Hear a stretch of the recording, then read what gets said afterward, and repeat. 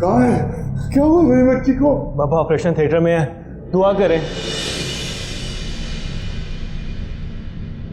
Doctor साहब, मेरी बेटी का क्या हाल है? Sorry, she is expired.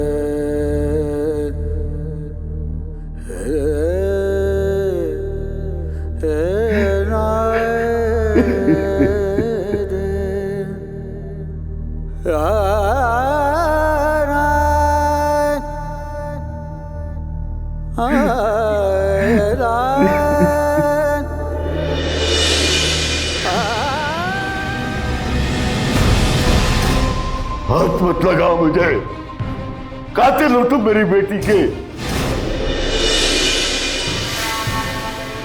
कातिल हो तुम मेरी बेटी के, कातिल। कितने सदमे सहे मेरी बच्ची ने तुम्हारी खातिर। मैंने तुम्हारे बीवी बच्चे को बर्दाश्त किया, तुम गायब हो गए।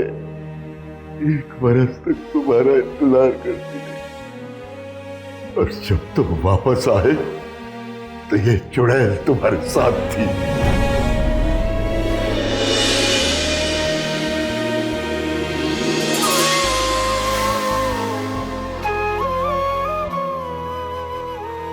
इसी की खातिर तुम नजरअंदाज करते रहे मेरी उस बेटी को। उस बेवकूफ बेटी को जो दिल ही दिल में तुम्हारी परस्तिश करती थी, प्यार करती थी तुम जैसे जंग दिल को, चाहती थी तुम जैसे पत्थर को।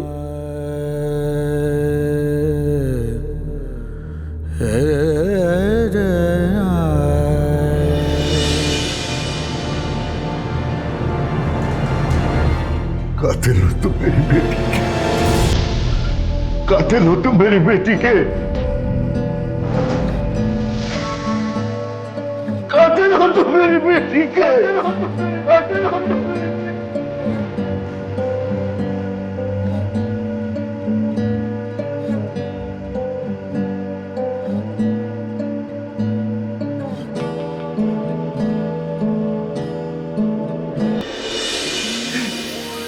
अच्छा किया बेटी, अच्छा किया। तुमने बेवफाओं की ये दुनिया ही छोड़ दी। ये तो वो दुनिया है जो मोहब्बत मांगने वालों के दामन में बेवफाई के कांटे डाल देती है।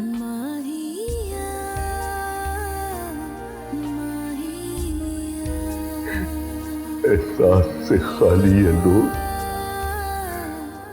चाहतों के बदले में चाहने वालों को मौत के हवाले कर देती है।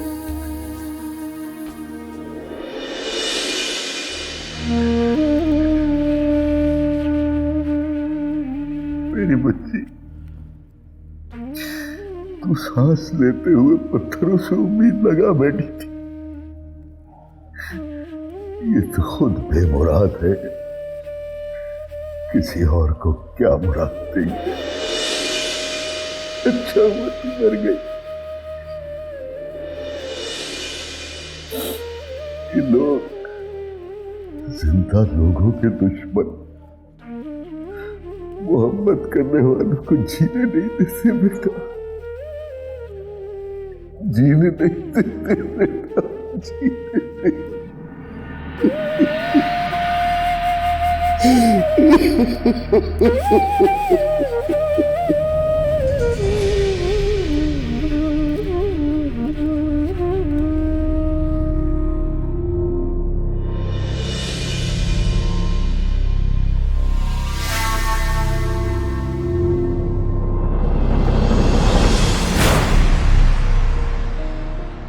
पापा, कुरातुलैन तो मनो मट्टी के नीचे दफन हो गई, पर न जाने क्यों मेरे सीने पर एक बोझ सा आ गया है। जमीला, कुरातुलैन की जवान मौत ने हम सबको एक नसीहत दी है। इस दौर के बच्चों के रिश्ते तय करने से पहले उनसे एक बार जरूर पूछ लेना चाहिए।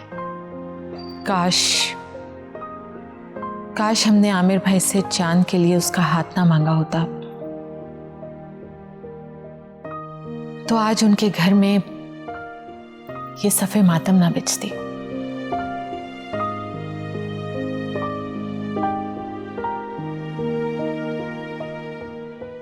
आओ चांद, बैठो बेटा।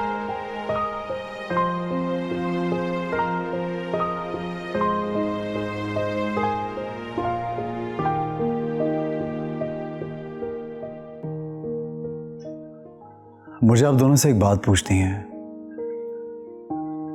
सवाल ऐसा है जिसने मुझे सोने नहीं दिया, मेरी आंखों से नींद छीन ली है। जल्दी बताओ बेटा, ऐसी कौन सी बात है जिसने तुम्हें इतना बेचैन कर दिया? आप मुझे ये बताइए कि कुरातुलैन की लाश पर खड़े होके आमिर साहब ने मुझे अपनी बेटी का कातिल क्यों कहा? बेटा, इंसानी सोच और तकदीर के फैसलों में बड़ा फर्क होता है। कुरातुलैन तुम्हें इश्क की हद तक चाहने लगी थी और तुम्हारी चाहत ही उसकी मौत बन गई। खुदाया, मैं हर मामले में अपने आप को गिल्टी महसूस करने लगा हूं। मैं तो ये भी नहीं जानता मैं कौन हूं और मैं क्या था। काश कि उस हादसे में अपनी जान दे बैठता। अल्लाह ना करे बेटा, खुदा तुम्हें हमेशा सलामत रखे। तुम बेशक मुझे मां नहीं समझते, लेकिन मैं तुम्हें इस घर में चलता फिरता देखती हूँ तो तुम्हें देखकर ही तो जी लेती हूँ।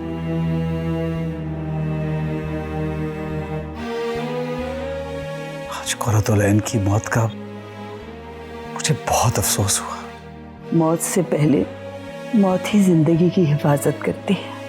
बस उसका वक्त आ गया था और मौत उसे अपने साथ ले गई। तुम खुद को उसकी मौत का जिम्मेदार मत समझो।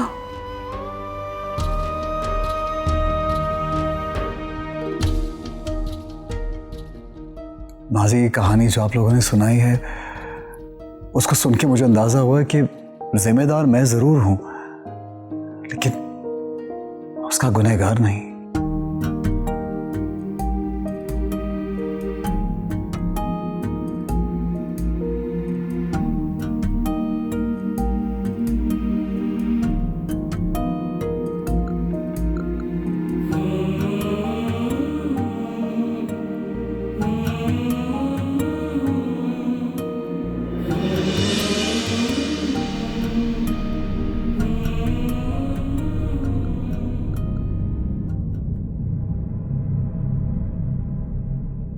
आमिर साहब, आप जिस गहरे सदमे से दो चार हैं, मैं उसे अच्छी तरह महसूस कर सकता हूं।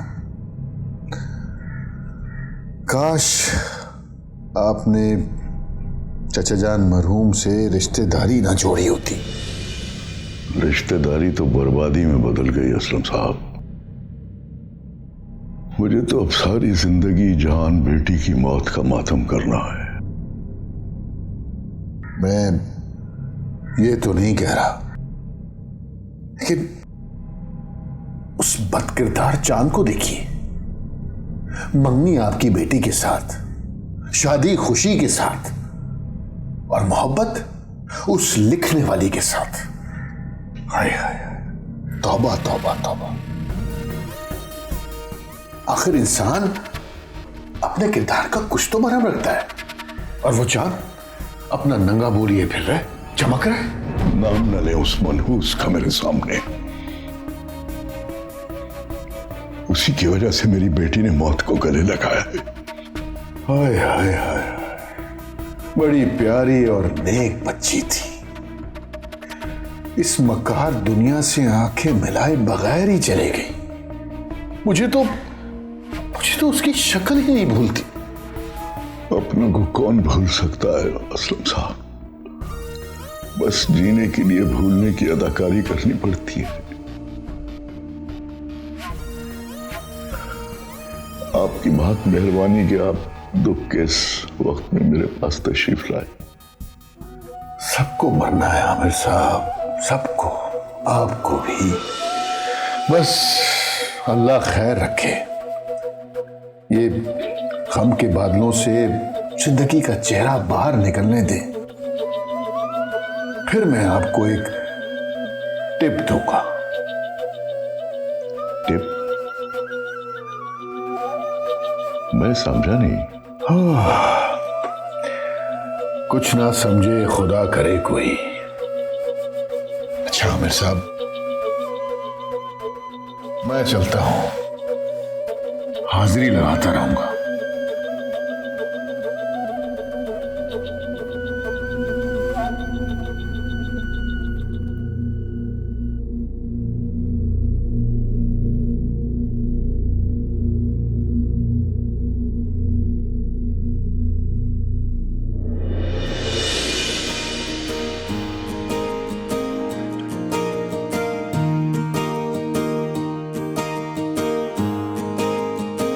अरमान साहब,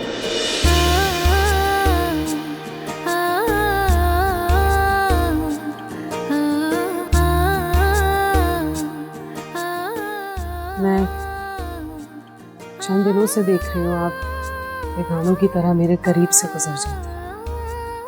क्या आप मुझसे नाराज हैं? नहीं, हरगिज़ नहीं, आपसे नाराज नहीं। बस वो हवेली के कुछ लोग मेरी और आपकी कुर्बत से खुश नहीं। और मैं बिला वजह किसी को नाखुश नहीं देखना चाहता।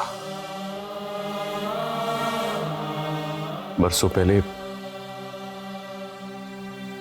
मैं चांद का दोस्त बनकर इस हवेली में आया और देखते ही देखते मैंने सबके दिलों में अपना घर बना लिया।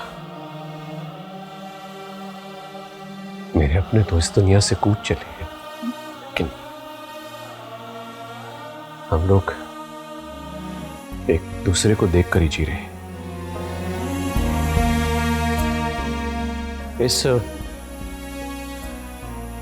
इस हवेली की दीवार में कोई शक की दरार पड़े,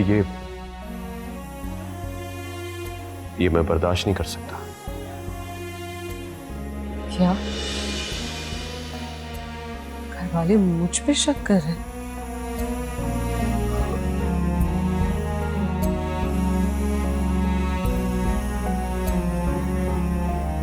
घर वाले तो दूर की बात, अब तो चांद भी मुझे और तुम्हें शक की नजरों से देखने लग पड़ा। चलता हूं।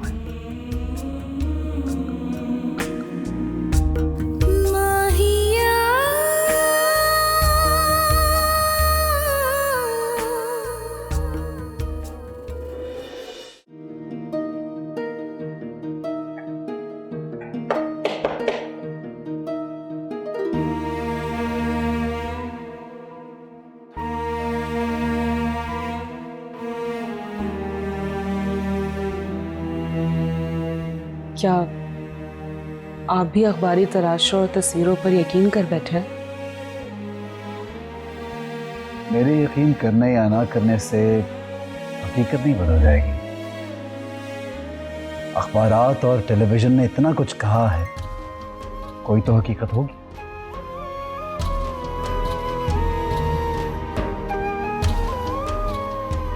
आप भी मुझ पर शक कर रहे हैं?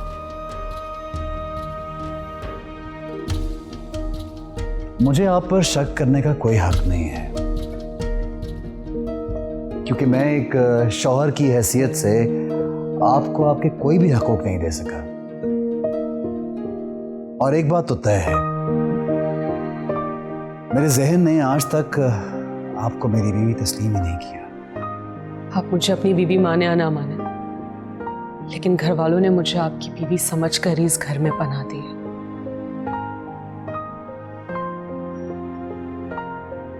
जानता हूं, बस यही एक बात है जिसकी वजह से मेरा और आपका ताल्लुक है।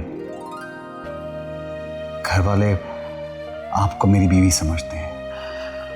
खुशी बात यह है कि बदनामी इस हवेली का दरवाजा खटखटा रही है। लोग इस हवेली पे उंगलियां भी उठाते होंगे और मुस्कुराते भी होंगे।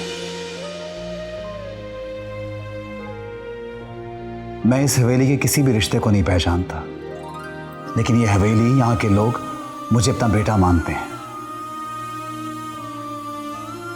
उस हैसियत से बस एक बात कहना चाहता हूं आपसे, आपका जिससे जो रिश्ता है उसको वहीं तक महदूद रखिए। इसी में हम सबकी बेहतरी है।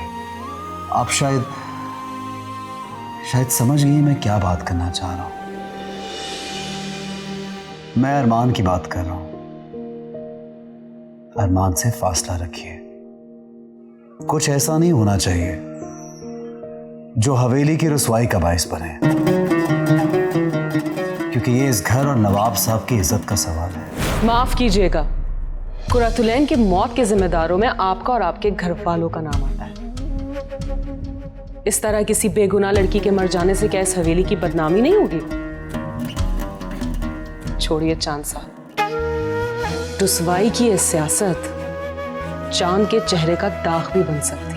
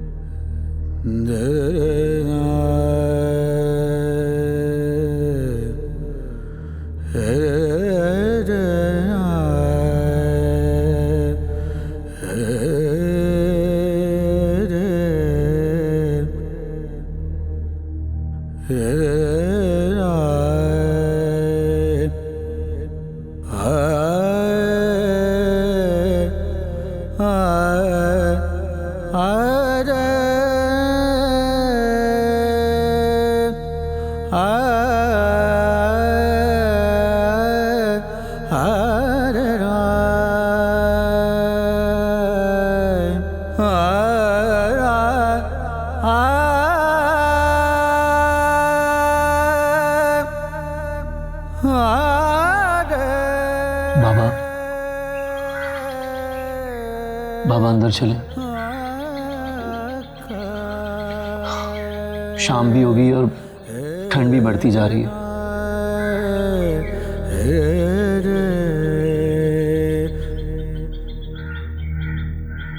रायन, क्या मरने वालों को भी ठंड लगती है?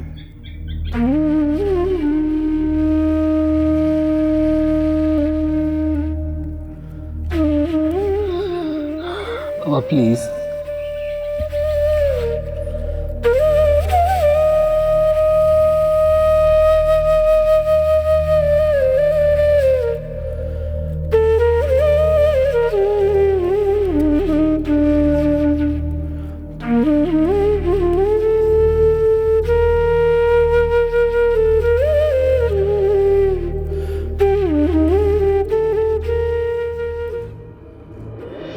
वेलकम शगुफ्ता, बड़े दिनों बाद तशरीफ लाई हैं। हाँ, बस कोर्ट कचहरी के केसेस, बहस, दलील और मोटी मोटी किताबों के रेफरेंस करने से टाइम ही नहीं मिला।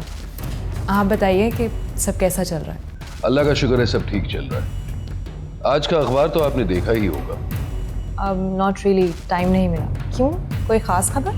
तो चले खबर हमसे सुनिए। दरअसल एक नौजवान हसीना, चैनल ओनर और बिजनेसमैन आमिर खत्री की बेटी अचानक एक रोड एक्सीडेंट में मारी गई है। That's sad. लेकिन एसपी साहब, शहर में रोज़ ऐसे कई एक्सीडेंट्स होते हैं, इसमें ऐसी कौन सी खास बात है जो आप मुझे सुना रहे हैं? खास बात यह है कि इस खबर का ताल्लुक उस हवेली से है जहां आपके भाई साहब का कातिल छुपा हुआ है। बेचारी लड़की नवाब साहब मरहूम के बेटे चांद की सालगिरह मनाने गई थी। न जाने वहां हवेली में क्या हुआ, पर अचानक वो रोड पर भागती हुई एक कार से टकराई और वहीं फौत हो गई। एसपी साहब, उस घर में जरूर कोई ना कोई बात है। जिस तरह ये हादसात के कदम उस हवेली पर पड़े हैं, I am sure there is something wrong. आप बिल्कुल सही कह रही हैं। उस हवेली के लोग धड़ाधड़ अखबार में भी छप रहे हैं। अभी कुछ ही दिन पहले पाकिस्तान पार्टी की वाइस प्रेसिडेंट और नवाब साहब की छोटी बहू खुशी अरमान नाम के शख्स के बाहों में जकड़ी हुई पाई। तस्वीर हर अखबार में छपी थी और सबसे अजीब बात यह है कि यह अरमान चांद का ही दोस्त है।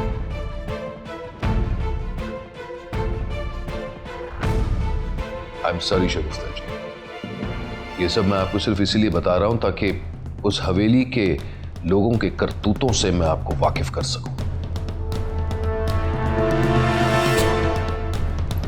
एसपी साहब, एक दफा मेरे भाई का कातिल जेल की सलाखों के पीछे पहुंचा।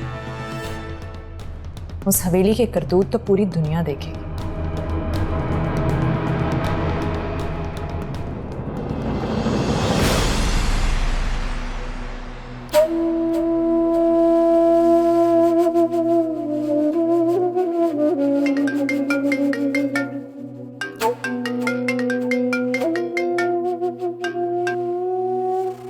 हेलो हेलो जी, आप जैनब बात कर रही हैं? जी, मैं एमपीए जैनब बात कर रही हूँ, बोलिए।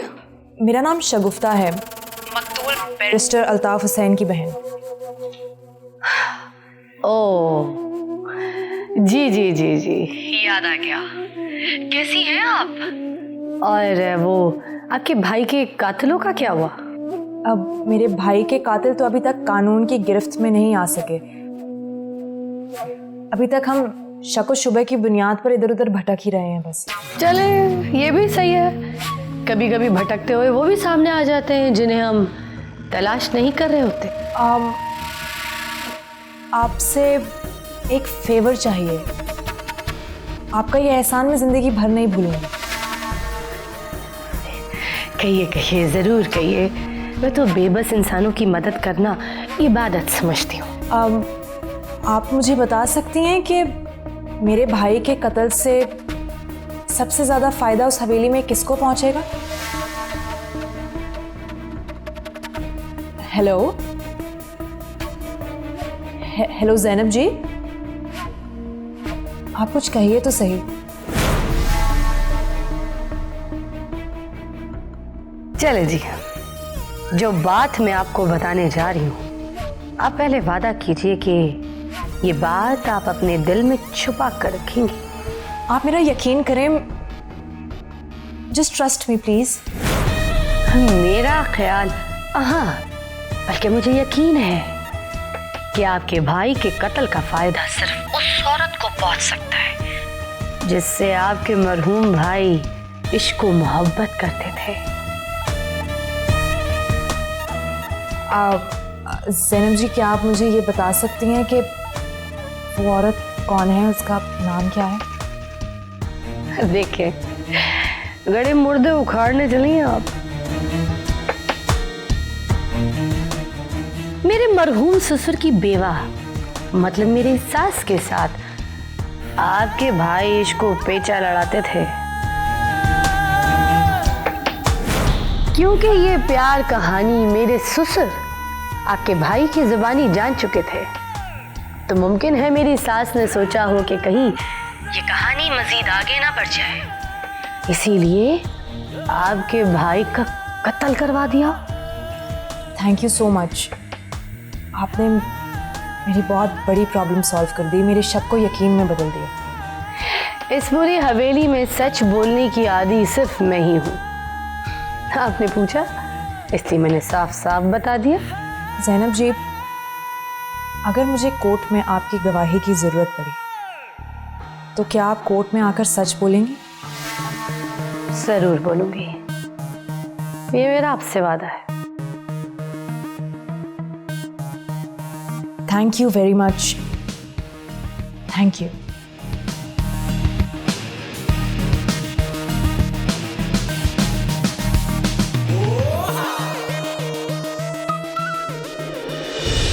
एसपी साहब, आपने वो कहावत तो सुनी होगी, घर का भेदी लंका ढाए।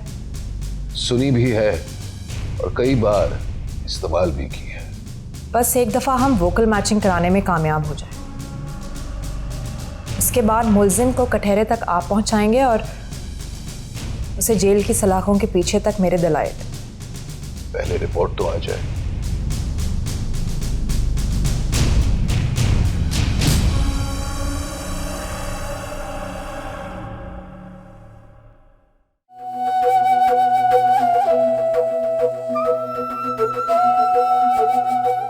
मैं आप सब लोगों का बहुत शुक्रगुजार हूं कि आप लोगों ने मुझे पाकिस्तान पार्टी के मेंबर की हैसियत से एक्सेप्ट किया।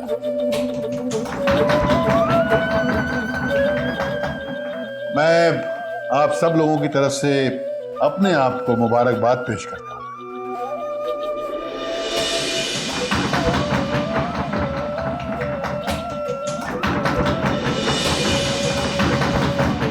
और दूसरी बात यह है कि इस इलेक्शन में हमने इस पार्टी का प्रेसिडेंट सेलेक्ट करना है और मेरी ख्वाहिश थी कि पार्टी की जो वाइस प्रेसिडेंट खुशी है उनको पार्टी का प्रेसिडेंट बना दिया जाता। इससे नवाब साहब की रूह को भी सुकून पहुंचा। लेकिन अफसोस, नवाब वहीदुल्लाह जैसे बेदाग सियासतदान की बहू का किरदार इस पार्टी के लिए दाग बन चुका है। कोई भी मशकूक किरदार वाला मेंबर इस पार्टी की भागदौड़ को नहीं संभाल सकता। खुशी जी एक बिजनेसमैन से नैन लड़ाकर बहुत बदनाम हो चुकी है।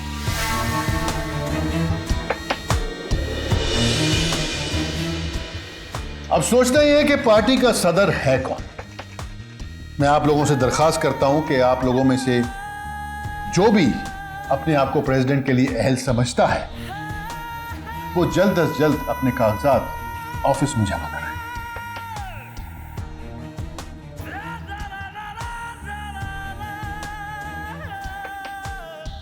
काश अखबारात और टीवी चैनल्स पर हमारी वाइस प्रेसिडेंट की तस्वीर ना होती तो आज हालात कुछ और ही होते। खुशी जी अपनी रेपो इस हद तक गिरा चुकी हैं कि उन्हें पार्टी का मेंबर भी बर्दाश्त करना बहुत मुश्किल हो गया।